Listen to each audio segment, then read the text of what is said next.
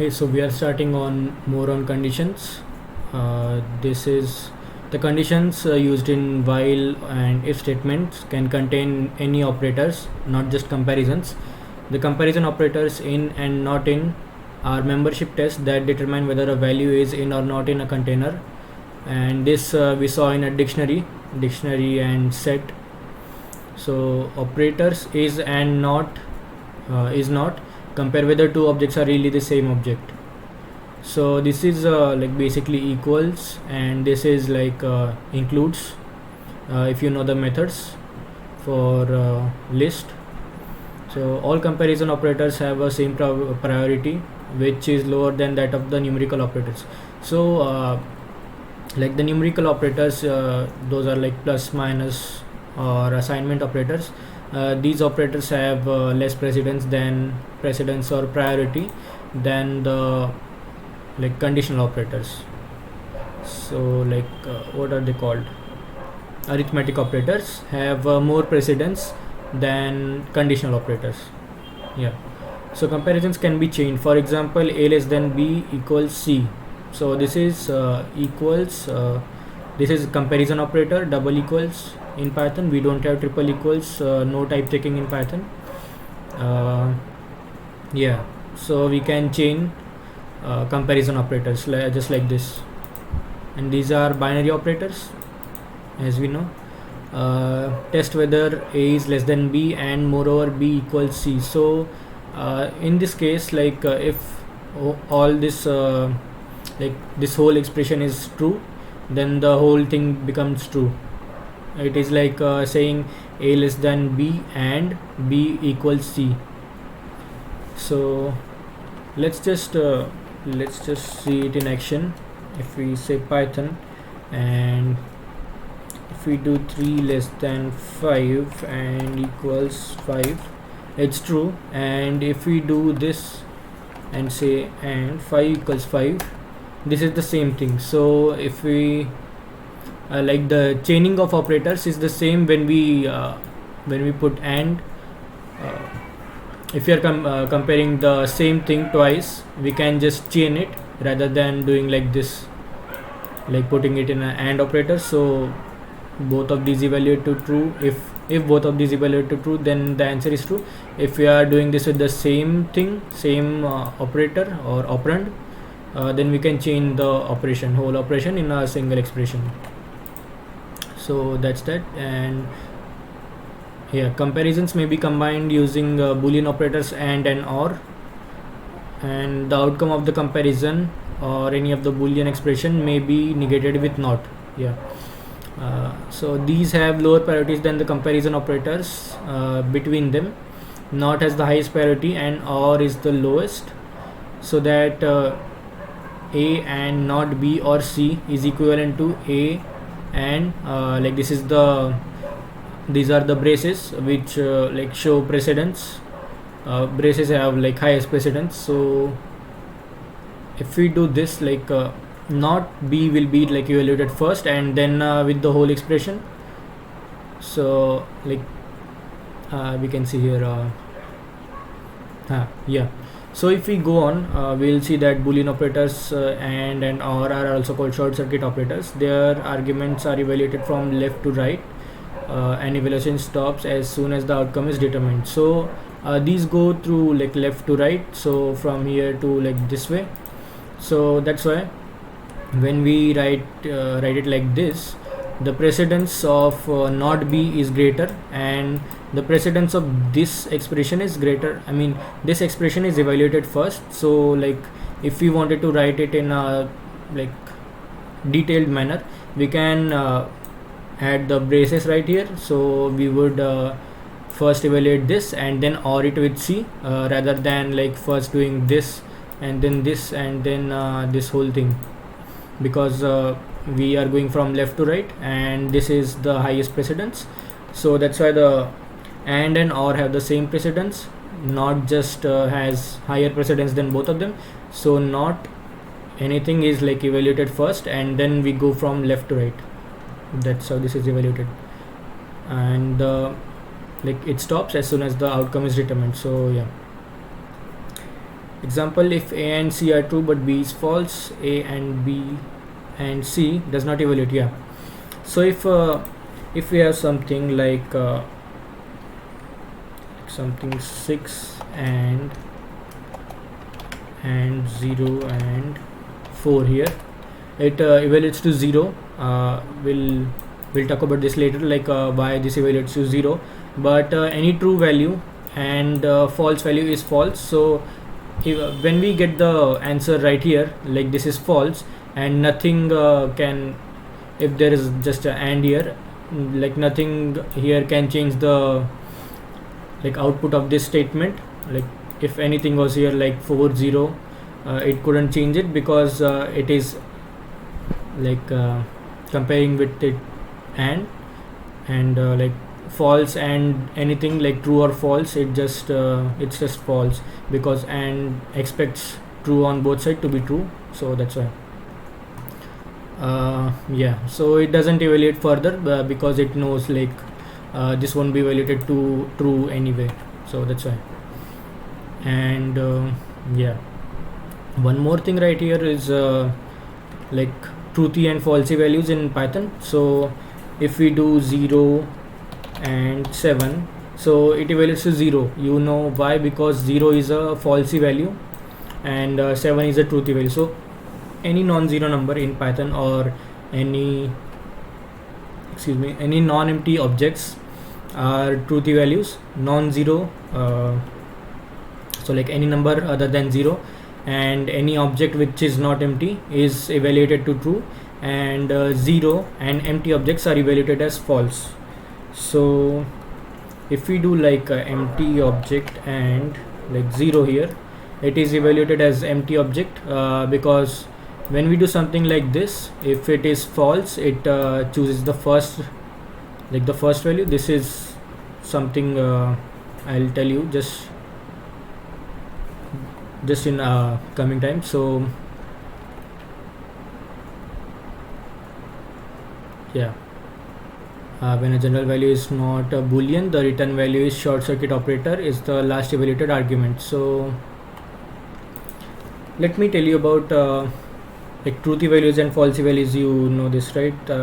Like 0 is falsy and everything else is truthy, and so when we do and, it says 0.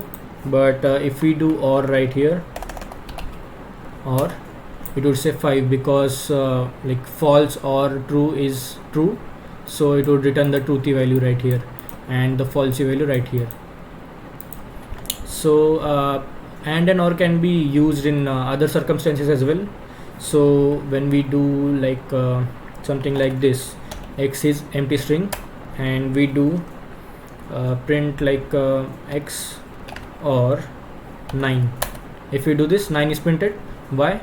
Because x is empty, so it is a falsy value, and then 9 is a non-zero number, so 9 is a truthy value. And when we do or, if either of that is true, it would return true, so it returns the truthy value, which is 9. And if we do and right here, and it returns the empty string, because this is a falsy value, and false and true gives us false, so it returns the falsy value right here. If we have x as something else, so like something, whoops, x as something here, and we do the same thing, x or 9, we get something, because this is the first true value which is present in this expression. So whatever is the first true value will be presented to us.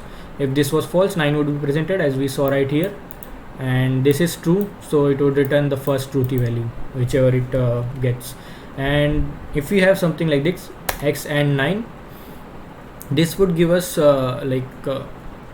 if there's just and, the chain of and we like all values are true, it would return the first false value.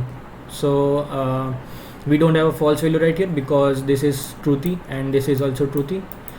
Something is a string, like which isn't empty, and this is a non-zero number, so that's why we get that.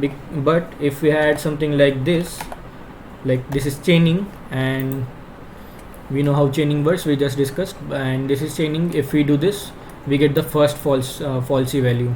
or if there was like and here 8 and we have literally false right here, so that would return as false because that's the first false value. Okay, so that's how you can do like check, what's it called, like you can assign different values to this. So you can say like x equals input from the user or x equals 5. So if we don't input anything and then we print x, it's gonna be 5. But if we do the same thing and we input something and then we print x, it's gonna be something, because like it's checking to evaluate the value for x. Like if this is truthy value, then it would go with the first truthy value. We first we inputted nothing and then we tried to access x, so nothing or true, like 5 is truthy value, so false or true is true.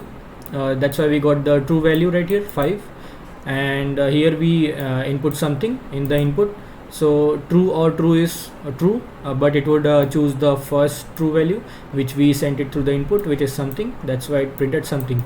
So when we want to provide a fallback value for something, so right here, if you want input from a user but user doesn't provide it, this would be the fallback value for that. So you can do like assign fallback values to variables or something. This is a pretty good example using the OR keyword. So that was the OR operator, and what we can do with the AND operator is something I got planned for you. So let's just ls, we have this fallback conditional execution .py and conditional execution .py. So as you would have guessed, like we can do both of these with the, like not both of these, we can do conditional execution with AND statements. And let's just check what's inside it. So conditional execution, we have def do something, so function definition, function do something is defined and it prints action performed, and condition is false, and when the condition is false and we have do something right here, so this would just evaluate to, like the condition is false, so this would evaluate to the whole expression would evaluate to false, because here it's AND. So this would just do nothing, because like does nothing and outputs nothing, because this is false. So this like won't be considered as it's written here. Yeah, so if like A and C are true but B is false, which is in the middle, so A and B and C, so if this is in the middle and we have AND right here, which we have here, so this, if this is false and we have AND right here, like evaluating this expression and with the whole expression would won't like do anything to us, because of course false and true is always false. So we have condition as false, so this just won't output anything or won't invoke this function right here, function definition right here. But if we have condition as true, so this is true, and then we have this, so this is not a empty object or anything, this is actually a function definition which we are invoking.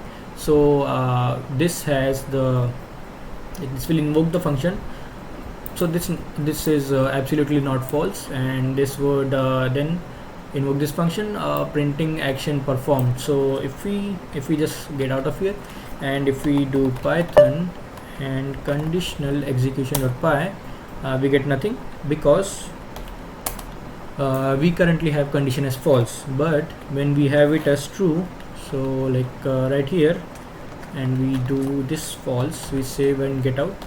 If we do this, then action is performed. Why? Because the condition is true and then the function is executed. So this is conditional execution, as the name of the file suggests. We can have conditional execution, so when something is true, we can do something. Okay, when the condition is true, we can actually do something. This is done by the AND keyword. This is known as conditional execution. So this is the perk of the what's it called, AND keyword. as we saw, the like fallback value was for the OR keyword, this is for the AND keyword, and if we combine those two, then we get fallback and conditional execution. So both. Okay, age here is 0 in this example, status equals age greater than 18 and adult or minor. So this just means that like it's evaluating the value for status based off of age. Okay, so if we have age which is greater than 18, which is false right now because age is 0, the baby is just born. So here it says age greater than 18 and adult. Okay, so if this is like if this is true, this would be the value of status. So if this is true, the status would have adult as a value, or it falls back to the value of minor. Okay, so when we run this program, get out of here, and when we do Python fallback, so we get minor because age is not greater than 18 right here. Okay, if we then if we do this and do this,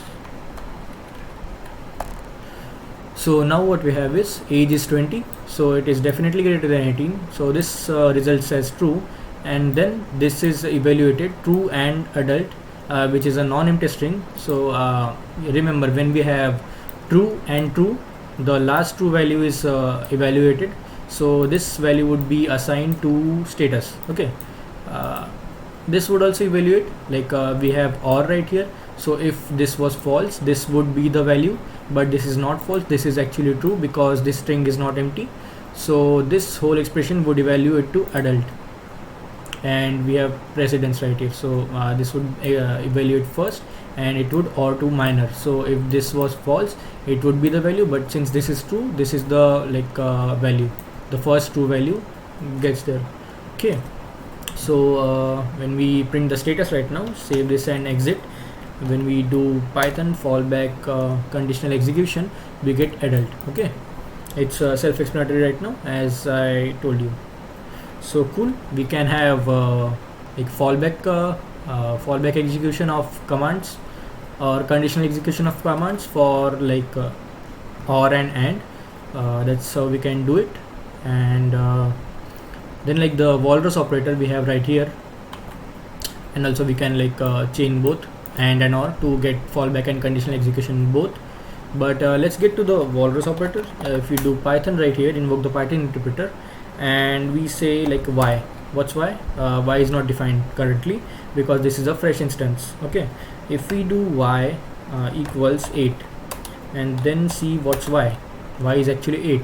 If we say x, we don't have x right here, and let's do Control L to clear the terminal, but we still don't have x. Okay, what if we want to print x and like evaluate the value, evaluate some value to it in the same line?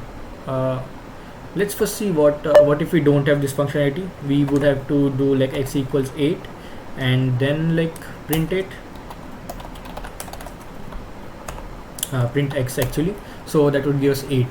But what if we want to combine these two lines into one single line, where we have to like assign a value to something and actually use the same value at the same time?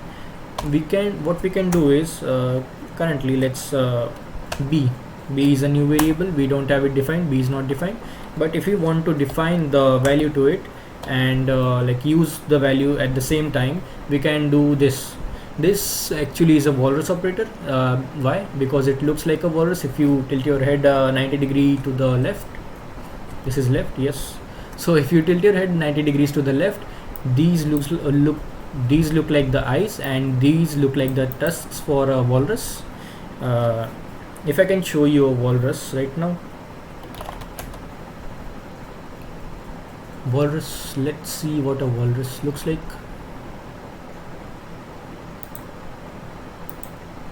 Oops. So walrus, yeah, so this is what a walrus looks like. you see they have eyes and then the two tusks. Okay, you can see clearly right here he has two eyes and then tusks. So that's how our walrus operator looks like. So I guess they are the same, looks the same. So yeah, if we want to do the two lines above here in the same line, we would have written it like this. So it prints 5. Why? Because it's accessing the value of b which we gave it, and if we do b it gives us 5. So yeah, the value is assigned, and it was also used when the print statement wanted to use it. So that's the job of the walrus operator. We can do that. Cool. So comparing sequences and other types. So sequences are like comparison uses lexicographical ordering. Yeah.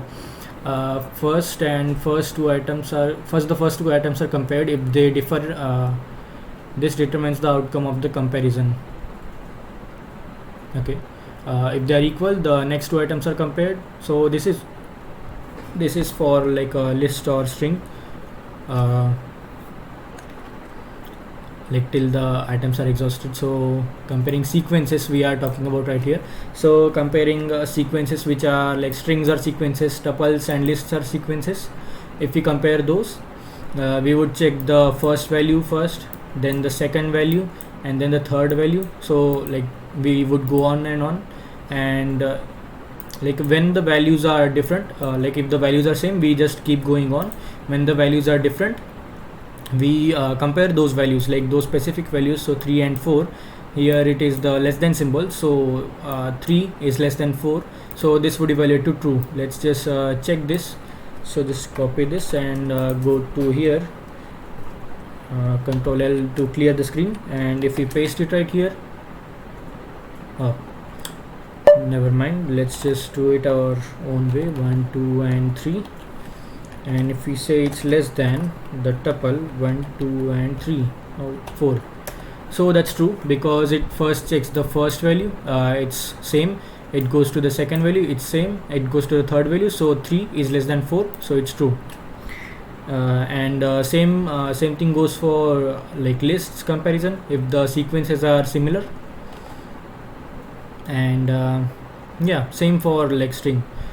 But if all items or two sequences compare equal, then the sequences are considered equal. So if we had something like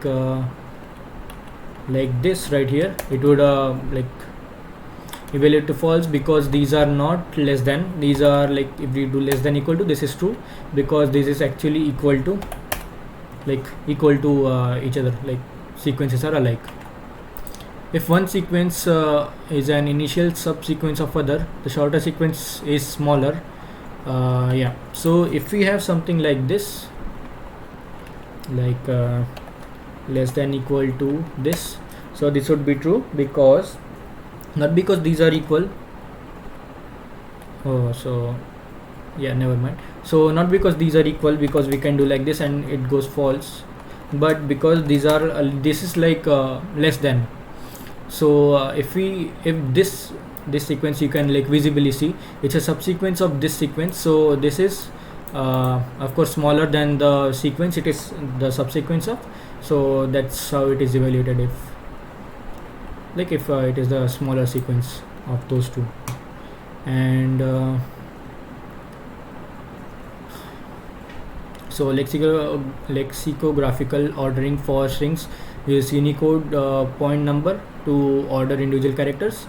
For some examples, we have these examples. So like the same thing, if like Unicode, what's Unicode code point number, so if the Unicode value is less than some other value, it would like evaluate it like such, like it's based on the Unicode value of the character, the single character. You can check out what Unicode value is separately. So yeah, so when we compare objects from different types with less than or greater than, like it is only legal when we have like objects with appropriate comparison methods. For example, like mixed numeric types are compared according to their numeric values. So 0 equals 0.0. Yeah, so the number 0 equals float 0.0 or decimal 0.0. They would be equal. And if you have like nothing to nothing what was it, like no comparison methods, so it would raise a type error, because like the type isn't same, we can't compare it, to say like that.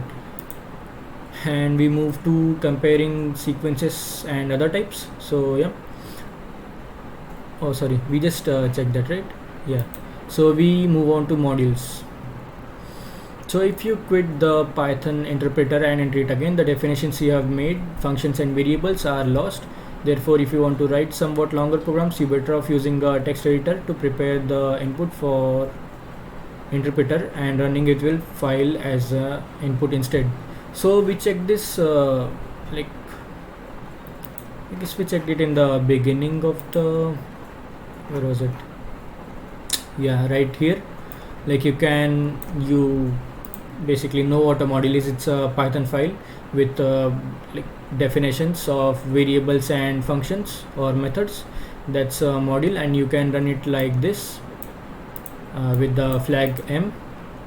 So you know what modules are. But still, when you write like functions and variables multiple lines and you don't want to lose them, so we have x right here, something as something, and if we do control D, we are out of it. If we do Python again and we say x, we don't have it because we exited the interpreter right here. So on the new instance of the interpreter, we don't have the variable x assigned to anything or anything assigned to the variable x. So if you want to keep that, you're better off using a text editor and a module. So yeah, this is known as a script. Yeah, you might want to split it in the several files, easier maintenance. Support this Python as a way to put definitions in file. Yeah, these are called like modules, of course. And yeah, definitions from modules can be imported into another modules or into the main module. So yeah, using the import keyword. So a module is a file containing Python definitions and statements, just what I stated right now. The file name in the module, the file name is the module name. Okay, the file name is the module name with suffix .py appended. So when we do something like this, so not touch, we can do nano test.py. If we do this, and test.py was the name, right? If we do this print underscore name, oops, control S, control X, control S to save, control X to exit, and if we do Python test.py, we get main right here, because this was the main file. Like this was the file which was run, it wasn't imported into like some other file. If we do that, like if we do nano test2.py or to test.py, if we do this and we say import test, and we like run test here or something, test, if we do this, is this the proper thing? Like Python to test.py. Okay, module is not callable, so let me just let's just x equals test. Okay, and then we can do print x dot underscore name underscore. Okay, you can save this and do this. What's that? Module object not callable. Okay, I guess because we don't have any constructor or like initial init function for this or method, we can't do that. If we do this, yeah, we get test because, oops, okay, if we go nano again inside of this, yeah, we imported test, and then like test, of course, like test would run as itself when we import test. and if we just do this x equals test, it would like run test, like the actual module which we had, it would run this. So that's why it is printing test right here double, since we had x dot test, x dot name also. So we have test2, like 2 test dot py and then test dot py. We can do this in the separate window. Let's clear this and nano test dot py, and here nano 2 test dot py. Okay, so we have the test module right here, which just prints the underscore name variable, which gives us the name of the module, and it is the name, like what's the name of the module, which is like the name of the file itself appended with the .py right here, as you can see. So it just prints the name, but when we like import it in another module, it invokes itself, like it executes itself, and that's why we see when we do python test 2 test dot py, we see the test, like the test module itself executing, and we print the name out. So yeah, that's what happens. We can exit out of it, and yeah, so that's the underscore name variable, or we can call it like dunder name. So this is double underscore dunder, that's the short form. So yeah, so okay. Yes, so if we import module anywhere, it would run the default, like whatever is in the global namespace. I think we can call that, yeah. It does not add the names of the function defined in Fibo directly to the current namespace. Yeah. So if we have some functions in like nano test .py, if we do this, and if we had some functions which do some things, so def, did we talk about functions? Never mind, let's just copy it from here and paste it here. So we have this. Is it indented? I don't think so.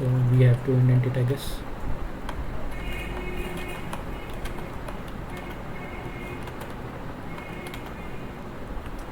I guess this is proper. Yeah, this is proper. So we save this, and we run python 2 test.py. Okay, we didn't actually invoke this, so nano right here. If we invoke this, if we do fab something like 5 right here and save this, run this, we would get first 5 digits of the Fibonacci series. Why is that? Because when we wrote this definition inside test.py, and and when we invoke this, when we invoke 2 test.py, it imports the test module and assigns it to something like a variable x here, or I think even if we don't assign it to something, just import test right here, save and exit. If we do this, the same thing, this would happen, because whenever we import a module, it just executes whatever is in the base level of that module. So in the global space, whatever functions are called, whatever variables are invoked, if we the variables itself won't be available right here. If we try to do this, if we have something like x equals 456 right here, if we save this and then we import execute this, we would have to do it in the interactive mode. You know how to do it. It's flag I, before the actual module. So flag I right here, this is open in the interactive mode, and if we do X right here, oh sorry, so test.x, because like it's imported from a module, so it's not directly available in the namespace. Like this does not add the names of the functions defined in Fibbo directly into the current namespace. So that's what this says, like it doesn't add X in the namespace, like we can't access X like this, but we can what we can do is say the module name dot X, so we can like access X from test by this syntax 456 right here, and we can exit out of it. So that's that.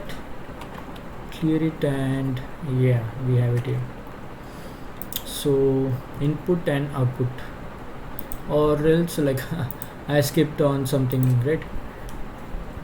Executing modules as script, was it that? More modules, am I missing things? Like this is it, right? Okay, so more on modules. Okay, a module can contain executable statements as well as function definitions, as we just saw. Executable statements are like assignment, variable assignments and function definitions. That's what it means, which are intended to initialize the module. They are executed only in the first time the module name is encountered as part of an import statement. So as we saw, like when we imported test, like everything on the base level was like invoked. We just cleared the terminal, so I can't show you that. So they are also run if the file is executed as a script. Yeah, so if we execute the module itself, or when we import it inside of another module, the things on the base level like always execute on the like global scope. Yeah, always execute. So each module has its own private namespace, which is used as the global namespace by all functions defined in the module. Okay. Yeah, just like I told you, like test.x is how we access X in the imported module. So this is like module name dot item name. That's just basically that. Modules can import other modules. We saw that. Excuse me. So sorry. Bless me. Thanks. Okay, so from Fibbo, import fib and fib2. So the functions we had right here, fib and fib2.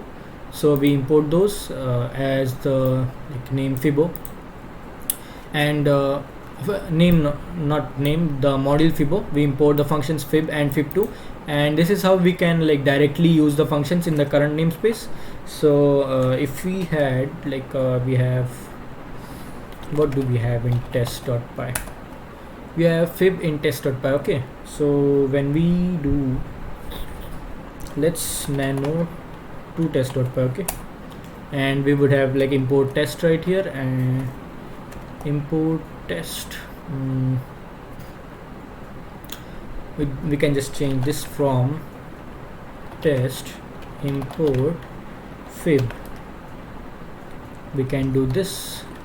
So that's to test.py, and let's just change like mv to test.py to like what's directref.py. Let's do this. So mv command, this is just used to rename. This is the previous name, and this is the like current name. So if we do ls and list the files, so we have like directref.py, and we don't have to test.py. So that's, we just renamed the file. Okay, that's that. So that's the direct reference, and let's create like a nano import.py. Okay, so this would import test, just that. Okay, so when we do like python, what was that, direct reference? Yeah, directref.py. When we do this,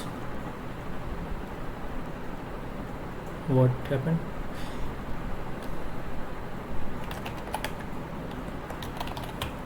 directref from test import fib. Okay, so yeah, that's what happened here. I'm a bit confused to why.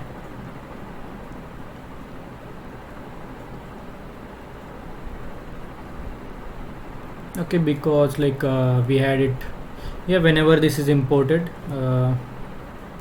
okay, never mind. But the like main point of this is when we do this and with interactive window, as we saw, like we would have to use dot like mod name, so mod name dot item name, module name dot item name to access.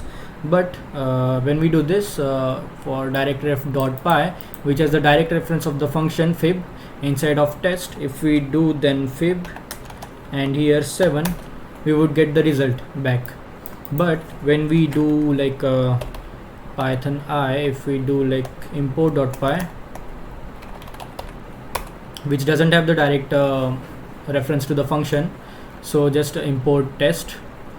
So when we do fib 7 right here, it doesn't give us the thing, but when we do test dot fib 7,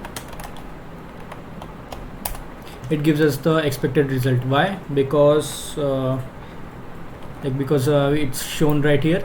When we do this syntax, like from fibo import whatever, so whatever is mentioned here, if it's like expression or a function definition, it would be imported from fibo the module into the current module as like in the same namespace. Where was it shown? Yeah, this does not add the names of the functions defined in fibo directly into the current namespace. But if you wanted to do this, you would like instead of doing like import fibo, which gives us this syntax to access the item name with like mod name dot item name, we can do this, which provides fib and fib2, so whatever is imported from like fibo directly into the current namespace. That's how we get over that. But this does not introduce module names from which, yeah, so we can't like do fibo dot anymore, so fibo is not defined. Yeah, fibo is nothing. We just have these two function definitions accessible in the current namespace. Fibo, if we try to like access fibo dot something, we can't do that because we're importing from fibo. We are not importing fibo, we are importing something from fibo into the current namespace. And we can do this for like all names and modules that are defined within a function like module by doing this from fibo import asterisk. So this would import every expression and definition, function definition in that module itself. But this is like frowned upon, like it's not recommended to do this, because when you have like multiple statements like from some module import everything, from another module import everything, from the third module import everything, when you go to like debug things like where is this function coming from, where is this definition, you try to access it, and when you import everything into the current namespace, you don't know like which module it was imported from, since like the module itself is not defined in the current namespace. So that's like pretty like poorly readable code. That's like gives us poorly readable code. And yeah, that's it. Like it's not recommended because it's bad for your debugging later, because every code is like going to fail, so you can't be perfect. Okay, so if a module name is followed by as, then the name following as is bound directly to the imported module. Okay, so if we do import fibo as fib, so we bound the module fibo to the word fib, which is like just can be used as a variable. Basically, like when we do x equals 5, x refers to 5. So when we do this import fibo as fib, fib refers to fibo, which is the actual module. Fib is just like variable we introduced, which refers to fibo.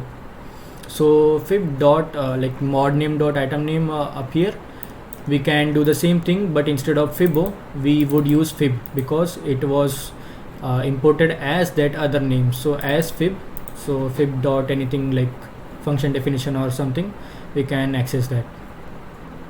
Okay, so this statement, like from fibo import fib as Fibonacci, so we can do this as well. So from the fibo module, import the function fib as Fibonacci. So we can do it for the whole module itself, or the function definitions or expressions. They can be like directed, like referenced with the as keyword. We can like bound it to some variable of our choice. So yeah, that's that. This is pretty self-explanatory, so I will not get into it more into detail.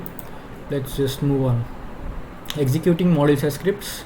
We have seen this, like import like Python fibo.py and then the arguments right here. So yeah, this is .argv. We just like we covered this, and this yeah. So this is a new thing. Let's check this. You would know about this test, right? Why this test is here. So when we do nano import ted.py or report.py, oh shoot, we are inside of we were inside of Python interpreter, so we could just clear this and nano import.py. So we imported test right here. Okay, yeah, we import test, and then when we do like test.name, so control X, when we do Python imported.py with interactive, of course, and we do test dot underscore name underscore. When we do this, this module is like, it says like test right here, but if we do something like because this module was imported into this module, and we then like get the name attribute of this module, it's just like the module name without the .py extension. But if we do something like this, like Python, let's first nano or no Python test.py, and this interactively, if we do this and then we check the underscore name for this, it says main, because when a module in itself is ran using the interpreter, the module name changes to underscore main. So when the module itself is ran, it's like underscore name changes to underscore main. But when it's imported and then we access the like name attribute, it's the module name itself. So that's that. This is just to like differ from when we actually execute the module itself, or when we are importing it in another module. So if some program has this line written, so if underscore name equals underscore main, that's just to check if the module itself was ran by itself or was imported. So if you didn't want like whenever we are doing this, so Python, if you are doing imported.py, we are getting like a test and one whatever this is, like Fibonacci series here printed. If we don't want that, nano import.py, we are getting that because we are importing from test, you see. So when we do nano and change our test.py,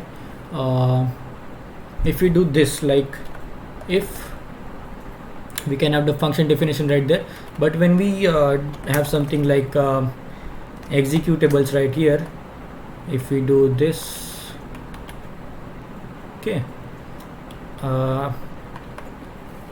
if like underscore name equals underscore main, so this, save this, and I will explain this. So if we just wanted to let the user get hold of this fib when the module is imported, we can import the module, and of course this would be then like accessible by the module name dot the item name syntax which we saw.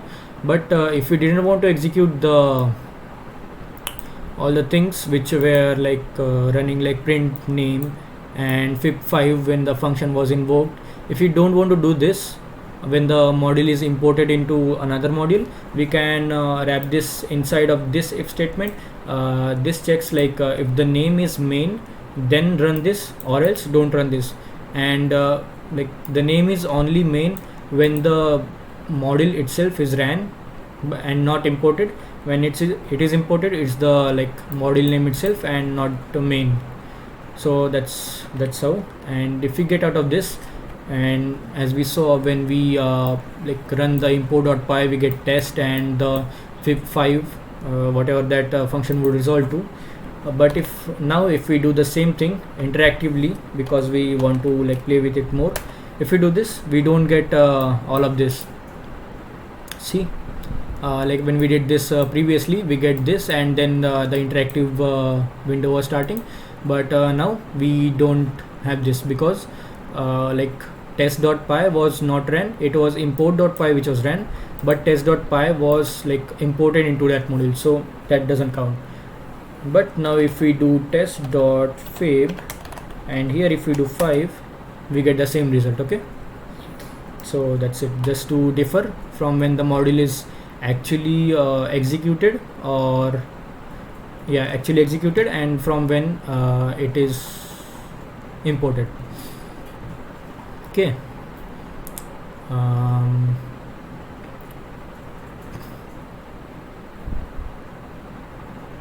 Okay, yeah, so sys argv, we just saw this, like this is taking like importing the sys module and fib int, like we are taking input from user, like whatever this argument is, turn it into an integer and use it as the parameter for the fib function. And sys argv1, we talked about it in the like first module or something, like first video or second video of this series, so just check that out. I'm not going to run through this again. The module search path. The module search path is like when a module spam is imported, interpreter first searches it in the built-in module with that name. These module names are listed in sys.builtin module names. So like whenever we import a module into another module, it finds it first in the like where does it find it? Okay, it finds it in the 3 locations specified right here. Okay, so the first location is the directory containing the input script, or the current directory when no file is specified. So currently when we are running this, if we do ls, we are inside the Python interpreter. If we clear the screen and then do ls, we got our redirect ref.py, import.py, test.py in the same directory, right? So when we do that, this is in the same directory, so that directory is contained in the module search path. So where the module will search for the module that it wants to import, so import.py would search for test.py in the current directory, so directory contain the input script. So wherever import.py is, it would like check that directory itself, like if is test.py right here, and if it is, like it would then like import it, of course. And Python path, a list of directory names with the same syntax as shell variable path. We can check out Python path later. And the third location is the installation dependent default by convention, including a site packages directory handled by the site module. So site packages, let's check that out first. So clear the screen, and site packages, so it's directory and site is the module. Site is actually comes with a standard library, so we can just do like Python and import site. It comes with the standard library, and site packages, this directory which it is from, This is like, this just has like it site itself. Like, let's just take a look at the module. If we do dir site, if you don't know, dir just lists the, like, whatever the module we put in here, it lists the whatever variables and function definitions are inside of that module. So we get all variables and function definitions printed over right here within a list. Okay, we can see here get site packages. Okay, if we do site, if we just print that, print site dot get site packages. Okay, oops, that's a function actually, so we would have to do this. So these are the paths which like standard library of Python where it is actually on our system. So user local lib, so library Python 3.10, and dist packages. So whatever, like in this package list and in this package list under this path, so Python 3, Python 3.10, and then this user lib Python 3.10 dist packages. So in the local user, and for Python 3 and for Python 3.10, wherever the like what's it called, the standard library is, like it is inside of this dist packages. Okay, so 3 paths, and the site packages and site module just showed us the path where the standard libraries are located for Python. And Python path, it's like actually the, what's it called, like Python path is like environment variable where Python checks when it doesn't find the module in the current directory, or like in the site package directory, or yeah, wherever the path we just saw, like these paths. If it doesn't see the module in these paths or the current directory where from which the file was executed, so it checks in the Python path variable then. And Python path, I guess I mean it's not there by default, I don't think so, but let's check Python path. Oops, we are inside the Python interpreter, so let's get out of there. Python path, and we would echo it,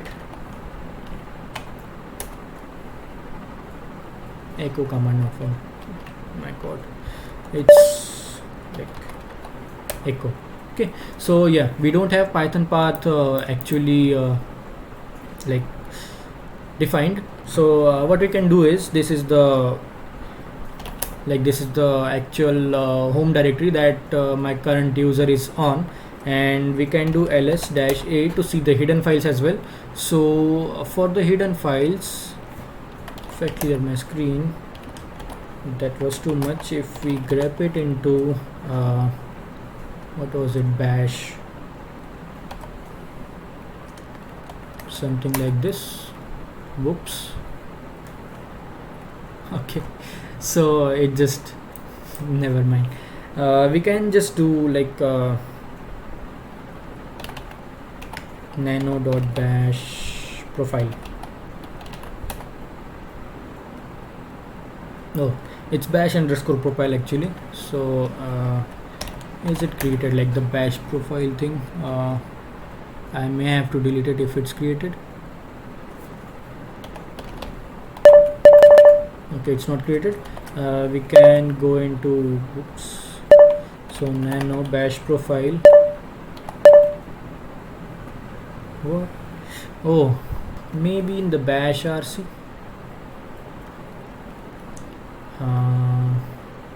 Sure. Nano bash rc. If we go right here, we can, what we can do is like here I have everything which I have alias for, and you can add a comment right here, like comment Python path. Okay, so we would this is how you actually, this is how you like create an environment variable in Python, bash rc or bash profile file. You just do export and then the variable name which you want to create, and then just assign it any value. Okay, you can do this. We would not do this actually. We would save this and get out of here, because let me just show you why. Because we want to check the sys.path. Let's just check that first. After initialization, Python programs can modify sys.path. Like these are the actual all the paths where Python checks. So if we do Python, just Python interpreter and import sys print sys.path, these are the we saw this, right? This dist packages, inside our what's that side dot get side packages or something, using that function. We saw that. So it checks there, it checks in the sys.path, and it checks in the Python path. Okay, and as you can see, when we are in the Python interpreter, let's just get out of here.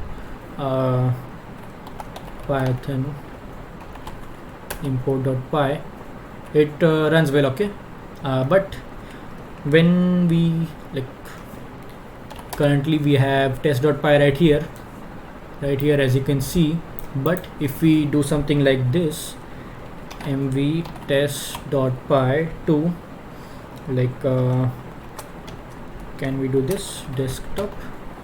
Yes, we can. Yeah, we did this.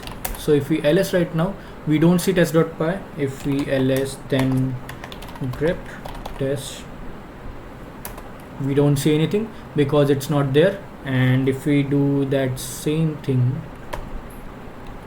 while changing the directory to desktop, and we do the same thing like this, we see test.py because it's now moved to the desktop what it's called directory.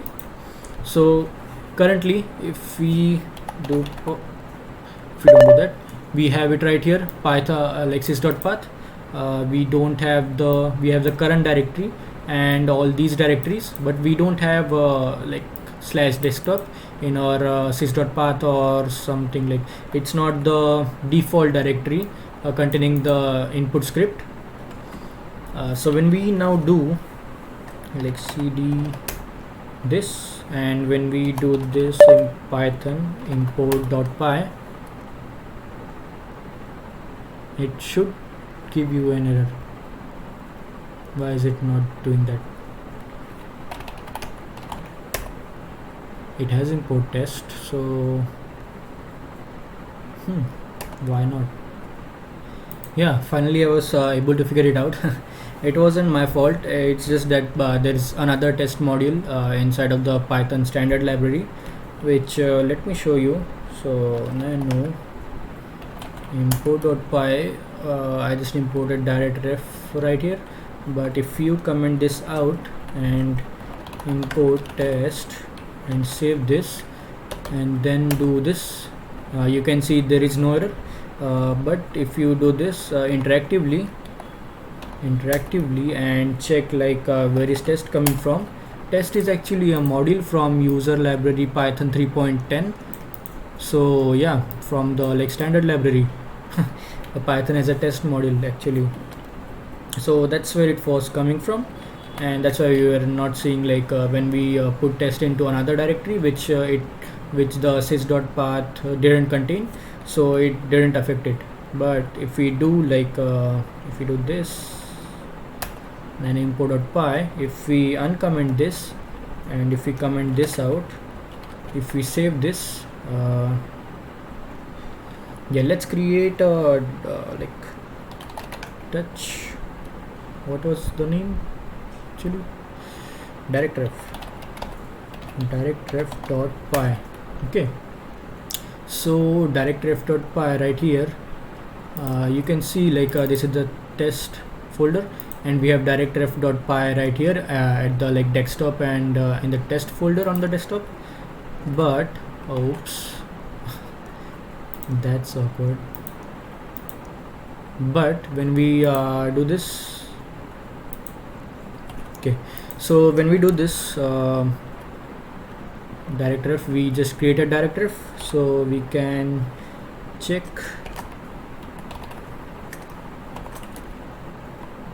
by using grep that we have actually directref in the current folder.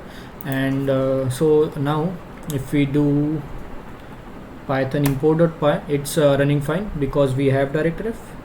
If we do that interactively and say directref, it's from home, my name, so my username, basically my user profile, and directref.py from the current like this tilde operator, so from this path right here. And if we remove directref and if we do this grep once more, where was it? We don't have a directref in this folder. So now when we do this run this, it says module not found, directref, it's not found because it's actually not here, not present. So we get out of this interactive session, and what we do is then we add python path variable. So we do nano.bashrc, and let's just tell you what bashrc actually is. So bashrc is executed by bash for non-login shells, like whenever you boot up the shell actually. Yeah, so whenever you restart the shell, this file would load with all of the stuff right here. So this file would execute .bashrc, and whatever it contains, like the environment variables or the aliases, it would execute them. Okay, so python path we have set to desktop and test. And does desktop test have our directory? Yes, it does. So where was it? Oops, I guess if we just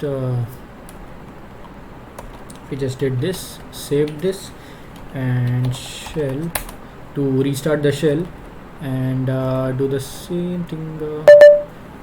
So import, not import, python import.py, directref not found. Why was that? Python import sys and then sys.path. We have this path right here, so it should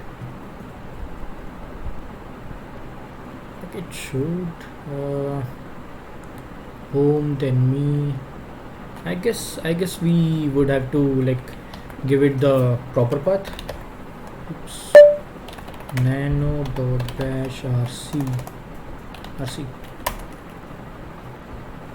So yeah, we would I think we would have to give it the proper path instead of starting from tilde right here. So proper path would be, we can just do pwd, right? We are in this. Let's go to desktop and test. Yes, and then pwd. This is the full path. We can just copy this. Oops, copy this and paste it right here. So right here, so this we have this, and we save this. Do shell right here to restart the shell. Clear this and do python and I import.py. Okay, yes. So finally when we run import.py, and what was the name of that file? I just forgot again. Let's do ls right here to get the name, directref. So if we do directref, yeah, it's the module from this right here. And if we do sys.path, path right here. We didn't import sys. Import sys. We do sys.path. We have this right here. Okay, we have this. This is our current directory which we're working with. Home Rutvik. This is just my name, and this is home for like me, the current user, and this is the desktop and test which we added to the Python path. And if we then remove it from Python path, so cd tilde and .bash rc, actually nano, if we want to edit this, I don't want the Python path variable set for my everyday purpose, so I'll just remove this and save this. Do shell to restart the shell, and if I do the same thing right now, which was Python and import.py, this would say that module directory is not present, because it if we go right here, actually exit this and just do the Python interpreter, check sys, import sys first, import sys and then sys dot path. If we do this, we see that this is actually right here. Doesn't make sense. Did I restart? I restarted this, right? Let's check here. Python and import sys. We do sys dot path right here. This is strange.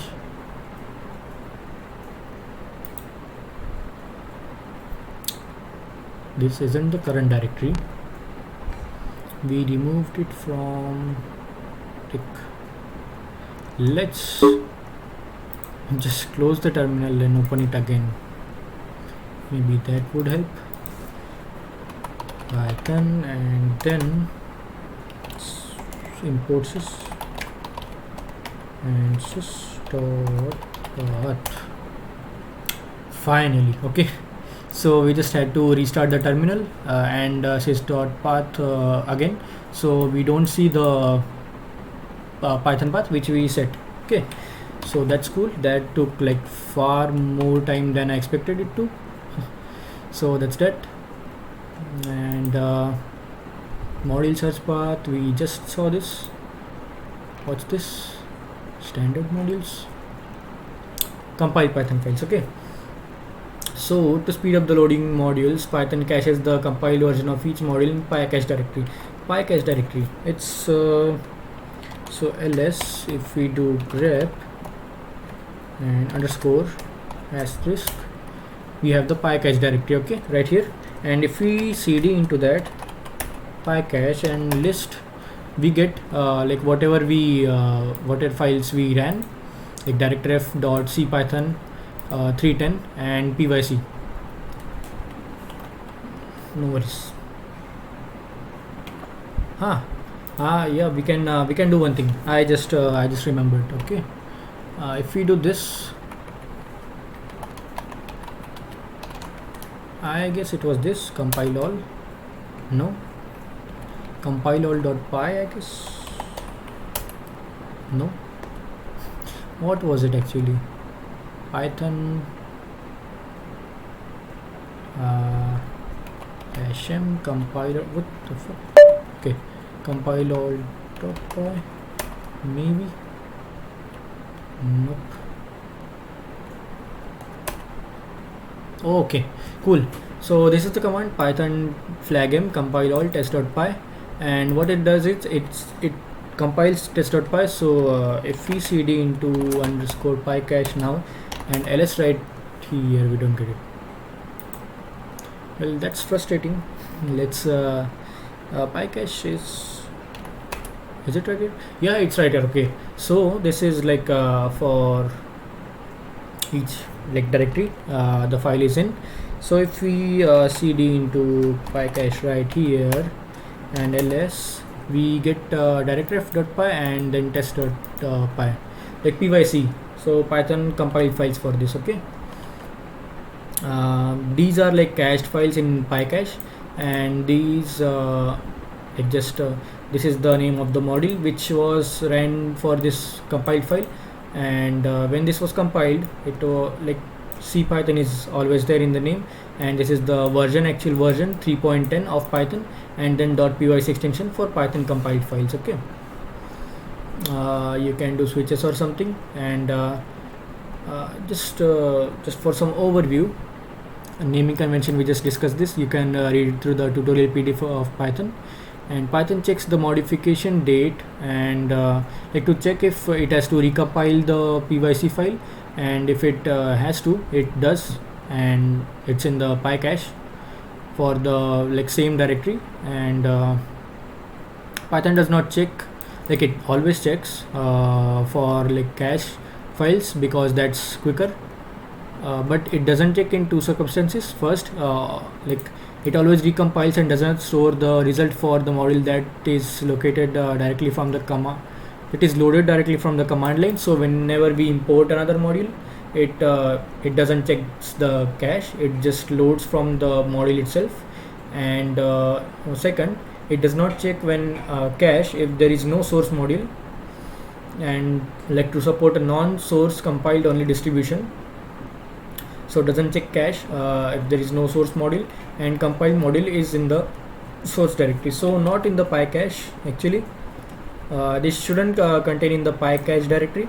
The pyc file should contain in the test directory itself, where the test.py file would reside, and test.py should not be here. Instead, it should be this file right here.